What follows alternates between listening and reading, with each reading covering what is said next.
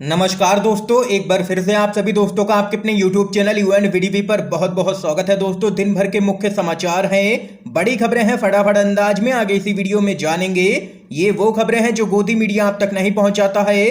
तो वहीं दोस्तों, खबरों की तरफ बढ़ने से पहले आप लोगों से एक छोटा सा निवेदन है कि अगर आप लोग भी खुल करके देश भर में लगातार नफरत फैला रही गोदी मीडिया का पूर्ण तरीके से बहिष्कार करते हैं, विरोध करते हैं, तो अभी इस वीडियो को लाइक कीजिएगा, चैनल को फ्री में सब्सक्राइब करके बेल के आइकन को जरूर दबाइएगा दोस्तों, और कमेंट बॉक्स में कमेंट कीजिएगा जय हिंद जय भारत। दरअसल दोस्तों, पहली बड़ी खबर आप लोगों को बताते चलें, सुप्रीम कोर्ट ने शिंदे गुट को जबरदस्त फटकार लगाई है। खबर बताते चलें, सुप्रीम कोर्ट ने शिंदे गुट से कहा पहले हाई कोर्ट आखिर क्यों नहीं गए। आप लोगों को दोस्तों बताते चलें क्या कुछ है पूरा मामला।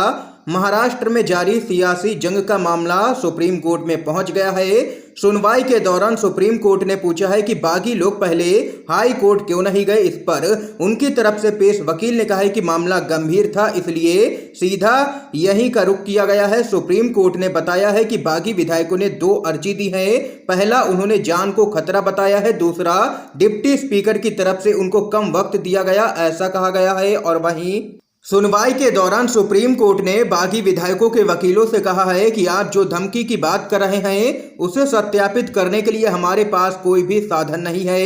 डिप्टी स्पीकर के नोटिस में जो कम समय देने की बात कही गई है उसे हमने देखा है। और वहीं दूसरी तरफ खबर आ रही है कि मुख्यमंत्री उद्धव ठाकरे का जबरदस्त एक्शन देखने को मिला है। एकनाथ शिंदे समेत 9 बागी मंत्रियों से विभाग छीन लिया है और कर दिया है 9 मंत्रियों को बर्खास्त। एक और बड़ी खबर बताते चलें, शिंदे गुट के 20 विधायक टूटे हैं, बीजेपी में विलय के खिलाफ हैं। जी हां दोस्तों, खबर बताते चले, महाराष्ट्र में चल रहे राजनीतिक संकट में बड़े उलटफेर की संभावना है। अब खबर आ रही है कि बागी एकनाथ शिंदे गुट के कम से कम 20 विधायकों ने महाराष्ट्र के मुख्यमंत्री उद्धव ठाकरे से एक बार फिर से संपर्क साधा है। ये वो बागी विधायक हैं जो कि शिंदे गुट के बीजेपी में विलय के सख्त खिलाफ हैं। इन्हीं विधायकों ने उद्धव ठाकरे से संपर्क किया है और वापस लौटने की इच्छा जताई है। और वहीं अभी उद्धव खेमे से इस बारे में कोई भी बयान नहीं आया है, लेकिन अंदरूनी तौर पर दोनों ही पक्षों में यहां पर बातचीत लगातार जारी है। और वहीं आप लोगों को बताते चलें, जैसे जैसे समय बीत रहा है वैसे वैसे शिंदे गुट यहां पर कमजोर होता जा रहा है। एकनाथ शिंदे खेमे के भीतर इस समूह के बीजेपी में विलय करने की योजना को लेकर के मतभेद सामने आए हैं।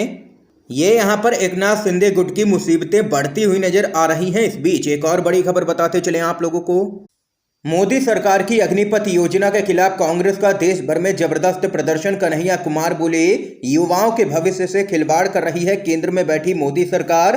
खबर आप लोगों को बताते चले, सेना में भर्ती की नई योजना अग्निपथ के खिलाफ आज कांग्रेस कार्यकर्ता देश भर में प्रत्येक विधानसभाओं में सड़क पर उतर करके प्रदर्शन कर रहे हैं। और वहीं आप लोगों को बताते चले, इस बीच कांग्रेस के युवा नेता कन्हैया कुमार ने अग्निपथ योजना को लेकर के पीएम नरेंद्र मोदी पर निशाना साधते हुए कहा है कि उनकी सरकार युवाओं के भविष्य के साथ लगातार खिलवाड़ कर रही है। इस योजना के लागू होने के बाद देश के युवाओं का भविष्य अंधकारमय हो गया है और इस योजना के माध्यम से देश की सुरक्षा से समझौता किया गया है मोदी सरकार की तरफ से। और वहीं बताते चले, दूसरी तरफ राज्यपाल सत्यपाल मलिक भी इस योजना के खिलाफ उतर आए हैं और उन्होंने एक बड़ा बयान दे दिया है। उनका कहना है कि रिटायरमेंट के बाद शादी के लिए तरसेंगे अग्निपथ योजना में भर्ती हुए जवान, इसलिए यह योजना पूरी तरह से गलत है और इससे युवाओं का भविष्य बर्बाद हो जाएगा। अब यहां पर राज्यपाल भी उतर आए हैं अग्निपथ योजना के विरोध में। एक और अपडेट की तरफ बढ़ते हैं, राज ठाकरे के संपर्क में है बागी विधायक एकनाथ शिंदे, फोन पर की है दोनों ने बातचीत। आप लोगों को खबर बताते चलें, महाराष्ट्र में राजनीतिक संकट लगातार जारी है। मंत्री एकनाथ शिंदे के नेतृत्व में विद्रोही खेमे ने शिवसेना बाला साहेब नाम का एक समूह बनाने का विचार रखा, जिसके बाद यहां पर उद्धव ठाकरे की अगुवाई में शिवसेना ने जबरदस्त इसका विरोध किया और कहा कि कोई भी बाला साहेब के नाम का इस्तेमाल नहीं कर सकता है और अगर किसी के नाम का इस्तेमाल करना है तो वो बागी अपने बाप के नाम का इस्तेमाल करें। और वहीं इस बीच खबर आ रही है कि शिवसेना के बागी नेता एकनाथ शिंदे ने एमएनएस के प्रमुख राज ठाकरे से महाराष्ट्र के राजनीतिक संकट को लेकर के बातचीत की है और कहा जा रहा है कि बागी विधायकों का विलय यहां पर राज ठाकरे की पार्टी में किया जा सकता है। ये अपडेट है दोस्तों। अगली बड़ी खबर की तरफ चलते हैं। आजमगढ़ लोकसभा चुनाव में ईवीएम बदलने का लगा है आरोप। धर्मेंद्र यादव बोले, संसद में उठाऊंगा सवाल। जी हां दोस्तों, खबर बताते चले।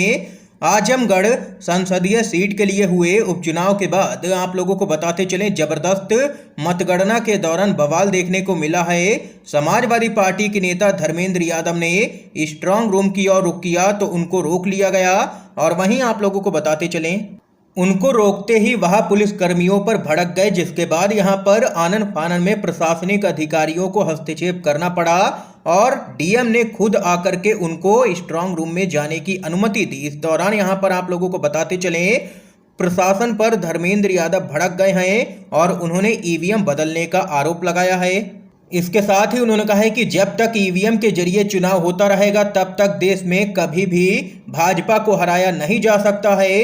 इसके साथ ही उन्होंने कहा है कि संसद में ईवीएम पर सवाल उठाएंगे और ईवीएम से चुनाव ना कराए जाएं, ऐसी मांग यहां पर संसद में उठाने की बात कही है सपा के नेता धर्मेंद्र यादव ने। एक और बड़ी खबर बताते चलें, राहुल गांधी का पीएम मोदी पर एक बार फिर से निशाना। कहा, भारतीय संघर्ष कर रहे हैं और प्रधानमंत्री उनका ध्यान भटकाने में व्यस्त हैं। खबर बताते चलें, कांग्रेस के पूर्व अध्यक्ष राहुल गांधी ने देश के ज्वलंत मुद्दों को लेकर के एक बार फिर से प्रधानमंत्री नरेंद्र मोदी पर निशाना साधा है। उन्होंने कहा है कि जब भारतीय संघर्ष कर रहे हैं तब पीएम मोदी ध्यान भटकाने की अगली योजना बनाने में जुटे हुए हैं। दरअसल दोस्तों, राहुल गांधी ने कहा है कि प्रधानमंत्री को ध्यान भटकाने की कला में महारत हासिल है, लेकिन इससे सर्वकालिक उच्च बेरोजगारी दर, 30 साल के उच्च थोक सूचकांक और एलआईसी से जुड़ी अवमूल्यन विपदाओं पर पर्दा नहीं डाला जा सकता है और ना ही डीएचएफएल के द्वारा अब तक की सबसे बड़ी बैंक धोखाधड़ी पर पर्दा डाला जा सकता है। यह सब कुछ मोदी सरकार में ही हो रहा है।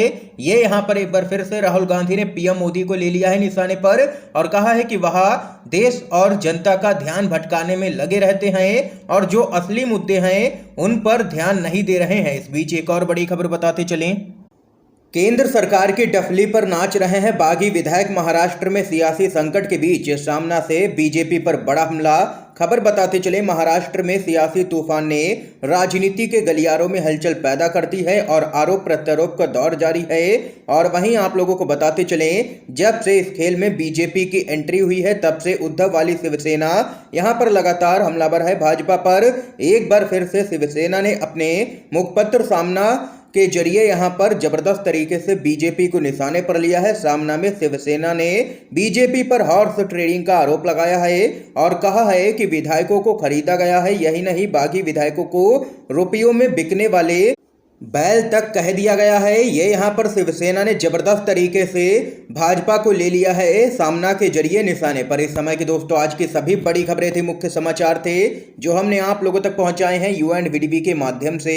अगर आप लोगों को ये वीडियो पसंद आया हो तो इस वीडियो को लाइक कीजिएगा, ज़्यादा से ज़्यादा इस वीडियो को शेयर कीजिएगा ताकि आप सभी के दोस्त भी इन मुख्य समाचारों को जान सकें। वीडियो देखने के लिए आप सभी दोस्तों का बहुत बहुत धन्यवाद।